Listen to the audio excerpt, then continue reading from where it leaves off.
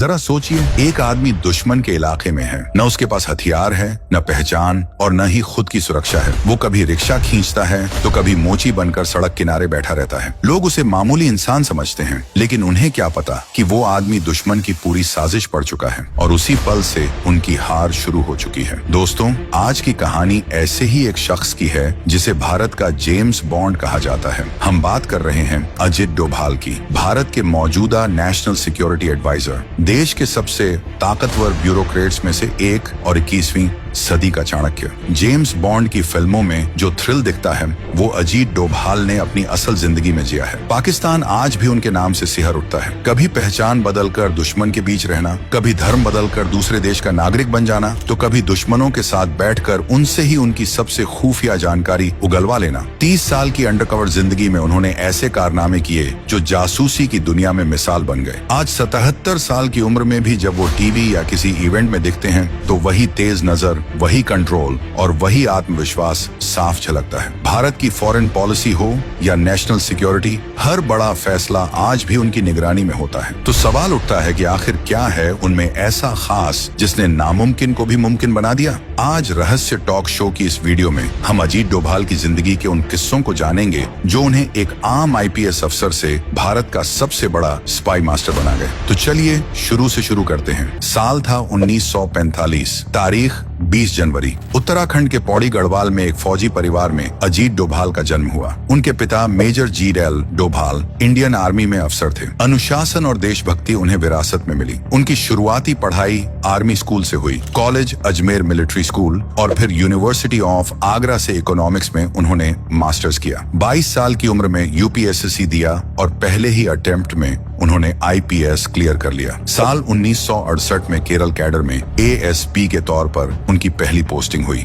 लेकिन असली परीक्षा अभी बाकी थी। 1971 के आखिरी दिनों में केरल के थलासिरी इलाके में अफवाहों ने हिंदू मुस्लिम दंगों का रूप ले लिया। इलाका जल रहा था, लूट, हिंसा, डर, सब कुछ बेकाबू था। तत्कालीन गृह मंत्री के करुणाकरण को एक ऐसे अफसर की तलाश थी जो हालात संभाल सके, और उनकी नजर पड़ी एक युवा IPS पर जिसका नाम था अजीत डोभाल। उन्हें सर्विस में आए सिर्फ 3 साल हुए थे, लेकिन उनके सीनियर्स जानते थे कि ये अफसर अलग है। डोभाल मैदान में उतरे, उन्होंने लाठी नहीं चलाई, गोली नहीं चली, बस उन्होंने बात की, सुना और समझाया, और कुछ ही दिनों में दंगे थम गए। इतना ही नहीं, लोग एक दूसरे का लूटा हुआ सामान खुद लौटाने लगे। जो काम पूरी स्टेट पुलिस नहीं कर पाई वो एक आदमी ने कर दिखाया, और यहीं से केरल से दिल्ली तक एक नाम गूंजने लगा, और वह नाम था अजीत डोभाल। यही वो मोड़ था जहां से एक IPS अफसर भारत का स्पाई मास्टर बनने वाला था। केरल में दंगों को शांत करने के बाद एक बात साफ हो चुकी थी, ये अफसर आम नहीं है। दिल्ली में बैठे इंटेलिजेंस सिस्टम के लोग अब इस नाम को नोटिस करने लगे थे। कुछ ही समय में केरल से उन्हें एक कॉल आया, जल्दी से दिल्ली रिपोर्ट करो, और यहीं से एक पुलिस अफसर खुफिया दुनिया के दरवाजे पर खड़ा था। दिल्ली पहुंचते ही उन्हें सेंट्रल इंटेलिजेंस एजेंसी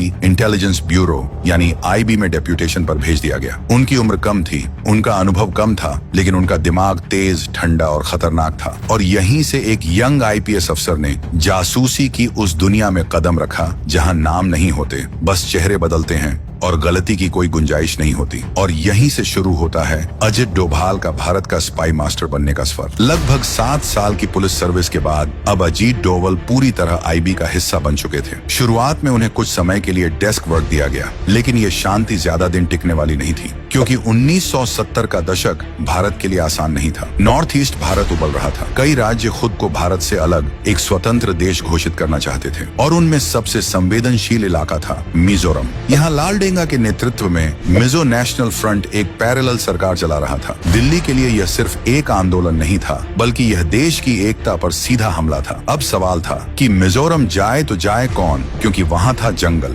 बंदूकें, इंसर्जेंट्स और हर कदम पर मौत। तभी एक नाम सामने आया, अजित डोभाल। दिलचस्प बात यह थी कि डोभाल की शादी को अभी कुछ ही महीने हुए थे, लेकिन जब उन्हें मिजोरम की हालत का पता चला तो उन्होंने खुद आगे बढ़कर कहा, मैं वहां जाऊंगा, और दिल्ली को बस यही सुनना था। मिजोरम पहुंचकर डोभाल ने बंदूक नहीं उठाई, उन्होंने दिमाग लगाया। असल में लाल डेंगा की ताकत उसके 7 कमांडर्स थे और वही उसकी सबसे बड़ी कमजोरी भी। डोभाल ने एक एक करके इन कमांडर्स से संपर्क किया, किसी को भरोसा दिया, किसी को भविष्य का सपना और किसी को सुरक्षा का वायदा दिया, और देखते ही देखते 7 में से 6 कमांडर्स भारत की तरफ हो गए। जब लालडेंगा को ये एहसास हुआ कि उसकी असली ताकत अब उसके साथ नहीं रही, तो उसके पास झुकने के अलावा कोई रास्ता नहीं बचा। भारत सरकार और लालडेंगा के बीच पीस टॉक्स हुई, सेपरेटिस्ट मूवमेंट खत्म हुआ, चुनाव कराए गए और मिजोरम भारत का हिस्सा बना रहा, और वो भी एक भी बड़ी लड़ाई लड़े बिना। इस मिशन में असाधारण योगदान के लिए अजीत डोभाल को प्रेसिडेंट्स पुलिस मेडल से सम्मानित किया गया। इतने कम सर्विस ईयर्स में ये सम्मान पाने वाले वो पहले अफसर बने। मिजोरम के बाद यही रणनीति सिक्किम में भी दोहराई गई। सिक्किम का राजा भारत में विलय नहीं चाहता था, लेकिन एक बार फिर चाणक्य जैसी नीति के सहारे डोभाल ने सिक्किम को इंडियन यूनियन का हिस्सा बना दिया। 1970 के दशक के अंत तक नॉर्थ ईस्ट की आग काफी हद तक शांत हो चुकी थी, लेकिन भारत की अगली परीक्षा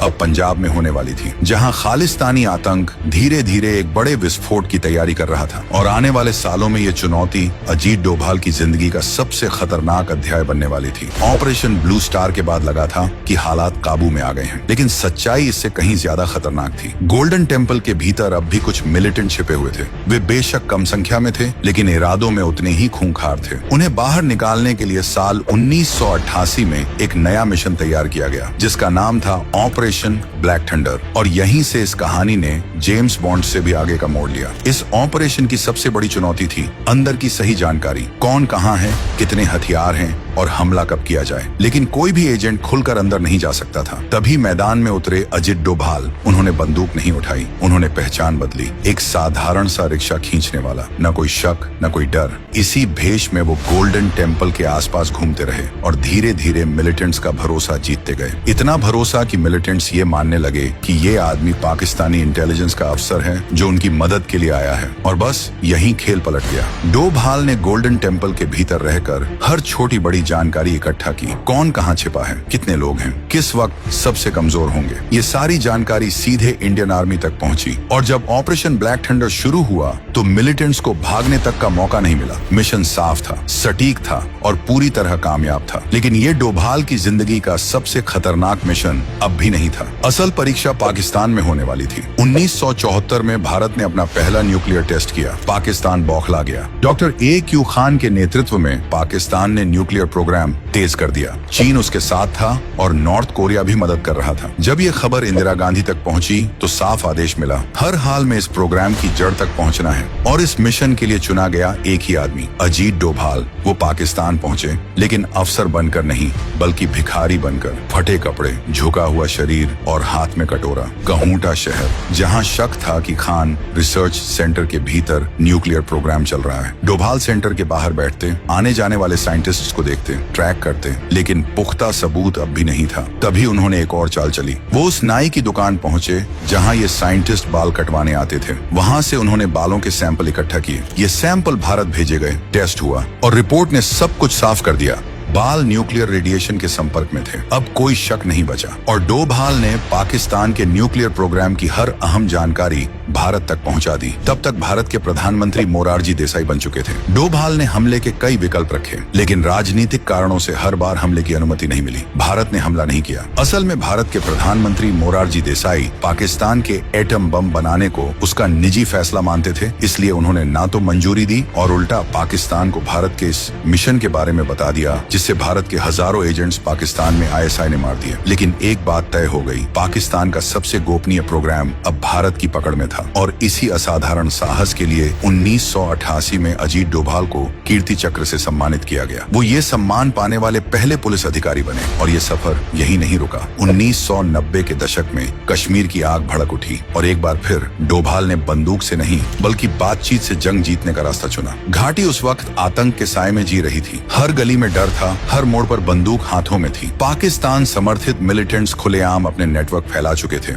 और इन्हीं में से एक नाम था कूका पारे, एक हार्डकोर मिलिटेंट और पाकिस्तान का भरोसेमंद आदमी जिसे भारत का दुश्मन माना जाता था। लेकिन जब अजित डोभाल मैदान में उतरे तो कहानी ने दिशा बदल ली। डोभाल ने ना धमकी दी, ना लालच दिखाया। उन्होंने सिर्फ बात की, सुना, समझा और फिर कूका पारे के दिमाग की परतें एक एक कर खोलते चले गए। कुछ ही मुलाकातों में जो आदमी पाकिस्तान का एजेंट था वही भारत के लिए काम करने लगा। दुश्मन अंदर से टूट चुका था। नतीजा ये हुआ कि 1996 में जम्मू कश्मीर में विधानसभा चुनाव कराए जा सके और वही कूका पारे जो कभी हथियार उठाए घूमता था अब एमएलए बन चुका था। ये सिर्फ एक आदमी को बदलने की कहानी नहीं थी। ये साबित करता था कि डोभाल की सबसे बड़ी ताकत बंदूक नहीं बल्कि नेगोशिएशन थी। और यही कला एक बार फिर सामने आई IC 814 हाईजैकिंग के दौरान। एक इंडियन एयरलाइंस की फ्लाइट, हवा में कैद सैकड़ों जिंदगियां और पीछे आई SI का दबाव। हाईजैकर्स की मांगे साफ थीं, 100 खतरनाक आतंकवादी छोड़े जाएं और साथ में $2 बिलियन भी उन्हें दिए जाएं। सरकार पर अंदर और बाहर से जबरदस्त दबाव था, लेकिन डोभाल ने झुकने से इनकार कर दिया। उन्होंने बातचीत को हथियार बनाया, शब्दों का ऐसा जाल बुना कि हाईजैकर्स खुद अपने ही जाल में फंसते चले गए। नतीजा 100 आतंकियों की जगह सिर्फ 3 छोड़े गए। एक यात्री को छोड़कर बाकी सभी जिंदा और सुरक्षित भारत लौट आए। ये कोई आसान सौदा नहीं था, ये दिमाग की जंग थी और उसमें डोभाल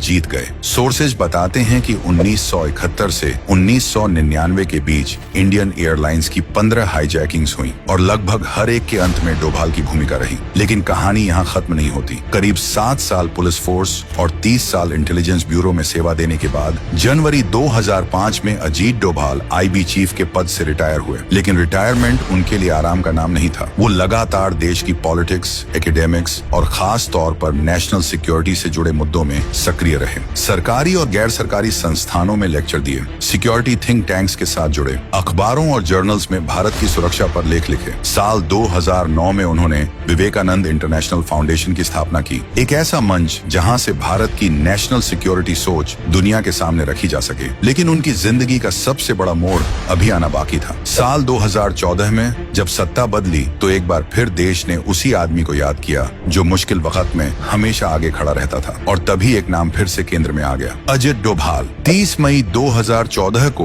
प्रधानमंत्री नरेंद्र मोदी ने उन्हें भारत का 5वां नेशनल सिक्योरिटी एडवाइजर नियुक्त किया। ये कोई सम्मान की कुर्सी नहीं थी, ये संकट की कुर्सी थी और संकट ज्यादा देर इंतजार नहीं करता। NSA बने अभी 2 महीने भी पूरे नहीं हुए थे कि इराक से खौफनाक खबर आई। ISIS का पूरे इलाके में आतंक चरम पर था। जून 2015 में आई SIS ने भारत की 46 नर्सों को तिकरित में बंधक बना लिया। देश की निगाहें नई दिल्ली पर टिक गईं और निगाहों के बीच एक आदमी खामोशी से हरकत में आ गया और डोभाल बिना शोर, बिना कैमरों के खुफिया तरीके से इराक पहुंचे। वहां की सरकार से सीधे संपर्क में आए, रणनीति बनी और कुछ ही दिनों के भीतर एक भी गोली चले बिना सभी भारतीय नर्सें सुरक्षित वतन लौट आईं। ये था डोभाल स्टाइल, कम शब्द परफेक्ट वॉर। लेकिन चुनौती अभी खत्म नहीं हुई थी। पाकिस्तान प्रायोजित आतंक ने उरी और फिर पुलवामा में भारत पर भयावह हमले किए। देश गुस्से में था, दुनिया देख रही थी और पर्दे के पीछे रणनीति तैयार हो रही थी। उरी और पुलवामा के जवाब में भारत ने सर्जिकल स्ट्राइक्स की।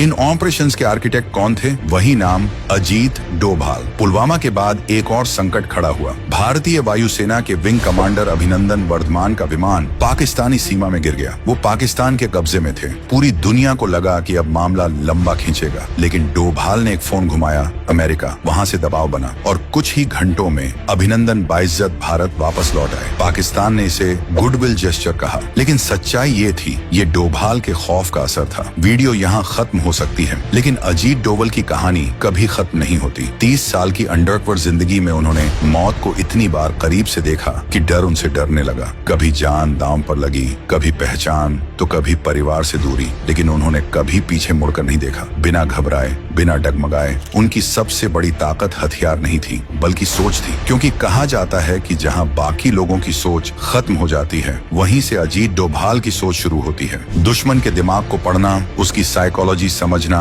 और उसी के जाल में उसे फंसा देना, यही उनकी असली कला रही। और इसी कला ने कई मास्टरमाइंड्स के प्लान जमीन पर गिरा दिए। और इसी वजह से आज भी जब बात भारत की सुरक्षा की होती है तो देश सुकून से सांस लेता है, क्योंकि कहीं ना कहीं पर्दे के पीछे एक आदमी अब भी चौकन्ना खड़ा है। तो यही थी कहानी भारत के सबसे पावरफुल स्पाई मास्टर की, अजित डोभाल की। अब आप अजित डोभाल का हौसला बढ़ाने के लिए कमेंट में जय हिंद जरूर लिखें। वंदे मातरम। जय हिंद।